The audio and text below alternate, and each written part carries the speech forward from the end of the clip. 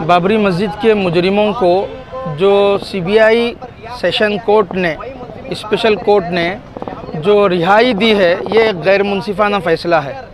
हम इस गैर मुनसिफाना फ़ैसले का खैर मुक़द्दम नहीं करेंगे, बल्कि हम इस फ़ैसले का मुतालबा सही तौर पर फ़ैसला करने का हम मुतालबा मरतेदम तक करेंगे। और इसी तरह से हमारी बाबरी मस्जिद को शहीद करने वाले जो मुजरिमीन को आज सीबीआई सेशन कोर्ट ने जो रिहाई दी है, उस शहीद करते वक्त इन मुजरिमों को देखी सारी दुनिया की इंसानियत, सारी मीडिया की इंसानियत देखी है और वीडियोस मौजूद हैं, फ़ोटोज़ जब मौजूद हैं, तो उसके बावजूद भी अगर इस तरह का अगर गैर मुनसिफाना फ़ैसला अगर आता है तो सारे वर्ल्ड के अंदर हिंदुस्तान की अदालत की जो वक़ार था, जो उसका एतबार था आवाम के दरमियान, हिंदुस्तानी आवाम, वर्ल्ड के आवाम के दरमियान, वो एतबार खो गई। हम उस एतबार को बहाल रखने के लिए ये सुप्रीम कोर्ट से भी हम मुतालबा करेंगे कि इस बाबरी मस्जिद को शहीद करने वाले मुजरिमीन को सज़ा दे।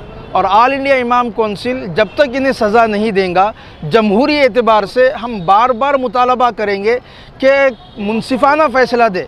गैर मुनसिफाना फ़ैसले से कोर्ट का वक़ार ख़त्म हो गया है, आवाम के दरमियान जो एतमाद था बाकी, वो एतमाद भी ख़त्म हो चुका है। इसी तरह से हमारे प्राइम मिनिस्टर ने कुर्सी पर बैठने से पहले 2014 में ये जुमला कहा था कि बेटी बचाओ बेटी पढ़ाओ, लेकिन आज क्या हो रहा है?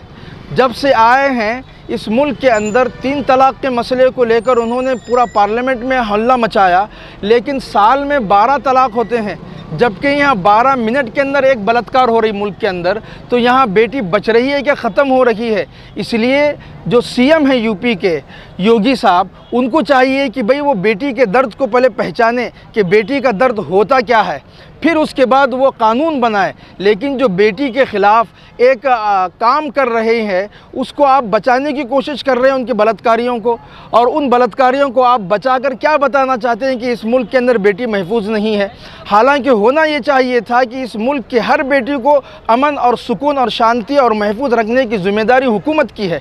उसको पूरा करने के बजाय डिपार्टमेंट साथ दे रहा है। डिपार्टमेंट को भी चाहिए कि हिंदुस्तान का आइन और दस्तूर मौजूद है, आप किसी गवर्नमेंट के ग़ुलाम नहीं हैं, बल्कि आपके तहत गवर्नमेंट चलती है। इसलिए कि गवर्नमेंट की हिफाजत भी आप लोग करते हैं, आवाम की हिफाजत भी डिपार्टमेंट का अमला करता है। तो किसी की बात में बहकावे में आकर अगर इस तरह की बातें अगर डिपार्टमेंट वाले भी अगर करेंगे तो याद रखो फिर इस हिंदुस्तान के अंदर कोई बेटी महफूज नहीं रह सकती। लिहाजा ऑल इंडिया इमाम कौंसिल का ये भी मुतालबा है कि हमें मनीषा का इंसाफ हमको चाहिए और मनीषा के जो मुजरिमीन हैं उनको भी इंसाफ, उनको हम सज़ा दिलाए तक हम खामोश नहीं बैठेंगे।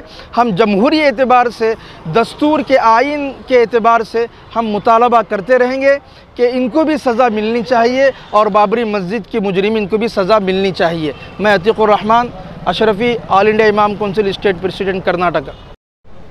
बाबरी मस्जिद के मुजरिमों को जो सीबीआई कोर्ट ने बरी कर दिया है, ये जो है शर्म की बात है। दिन के उजाले के अंदर बाबरी मस्जिद को तोड़ा गया और सुप्रीम कोर्ट ने भी ये माना था कि बाबरी मस्जिद का तोड़ना गैर क़ानूनी था, लेकिन सीबीआई कोर्ट गैर मुनासिफाना फ़ैसले के ज़रिए से उन मुलज़िमों को रिहा करती है। तो इससे हिंदुस्तान की अदालत पर एक शर्म का बाइस बनती है।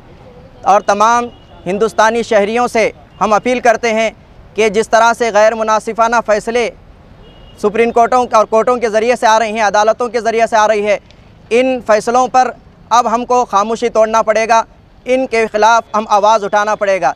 इसलिए कि गैर मुनासिफाना फ़ैसले और दिन ब दिन तशद्दुद और जो है बर्बरियत का सामना हो रहा है, इसके ख़िलाफ़ ऑल इंडिया इमाम कौंसिल इंसाफ मिलने तक आवाज़ उठाती रहेगी। जिस तरह से दलित मनीषा के साथ जिस तरह से मामला हुआ, वो भी वहाँ पर भी इंसाफ नहीं मिल रहा है और वो मज़लूमा की वालिदा जब जो है बोलना चाहती है, वहाँ को मीडिया वालों तक को पहुँचने नहीं दिया जाता है। इसलिए कि मज़लूम लोगों की आवाज़ को दबाने के लिए इस तरह से फ़ैसले देकर, अगर इस तरह से फ़ैसले होंगे, ज़ालिमों की और हौसले बुलंद हो जाएंगे और तशद्दुद के दरवाज़े खुलने के चांसेस हो सकते हैं। इसलिए अदालतों के अंदर जो एतमाद है अवाम का, उस एतमाद को बरकरार रखने के लिए